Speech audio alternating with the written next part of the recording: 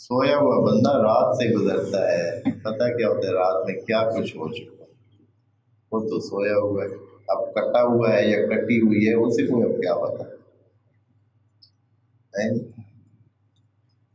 آپ نے وہ سنا ہے ایک دلچسپ بات تھی، لوگوں کو جب ان کی بھینسوں سے کوئی چیز پیدا ہونے کے ٹائم ہوتا ہے ان کو شوق ہوتا ہے کہ وہ کیا ہو،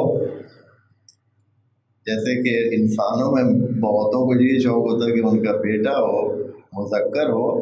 بھینسوں میں جب کوئی پیدائش ہونی ہوتی ہے تو انسانوں کو شوق ہوتا ہے، بہت بڑی چاہت ہوتی ہے کہ وہ کیا ہو جی، کٹی ہو، بھینس ہو، یعنی وہ مؤنث پیدا ہو۔ اچھا، اب کسی کے ہاں ایسے ہی ہونے والا تھا، دو ہمسائے تھے،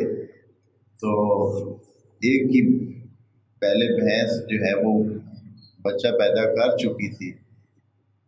تو اس کے ہاں جو ہے وہ کٹا ہوا تھا، تو دوسرے کی ابھی کرنے والی تھی، اس نے بتایا نہیں کسی کو کہ بھائی اس کے یہاں کیا پیدا ہوتا ہے، وہ انتظار میں تھا کہ اس ہمسائے کے یہاں کیا پیدا ہوتا ہے، تو وہ نظر میں رکھتا تھا۔ پھر اس نے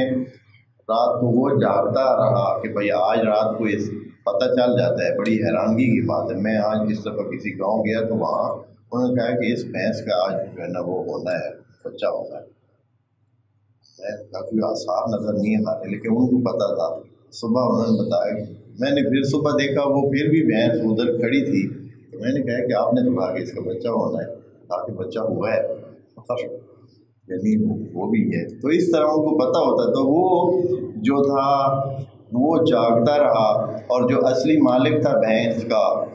وہ غفلت کے انداز میں سو گیا۔ رات کو جو ہے بھینس نے بچہ جنا، وہ تھی کٹی، مؤنث تھی، تو اس صاحب نے، ہمسائے نے فوراً جو ہے کٹی اٹھائی، اپنی بھینس کے ساتھ چھوڑ دی اور ادھر سے کٹا چھوٹا اٹھا کے ادھر اس کے ساتھ کھڑا کر دیا۔ صبح جب اس بندے خدا نے دیکھا کہ بھائی ہاں جی بھینس کے ساتھ تو بچہ ہے اور بھینس نے بچہ دے دیے، جاگ کر دیکھا، پھر بڑا افسوس کرنے لگا کہ یار بڑا نقصان، ٹھیک ہاں کٹا تو پھر کٹا ہی ہوتا ہے نا، وہ تو اتنا تھا۔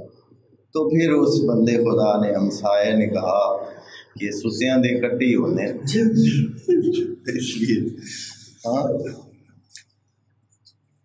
تو یہ جو ہے اس قسم کے سلسلے کبھی ہو جاتے ہیں۔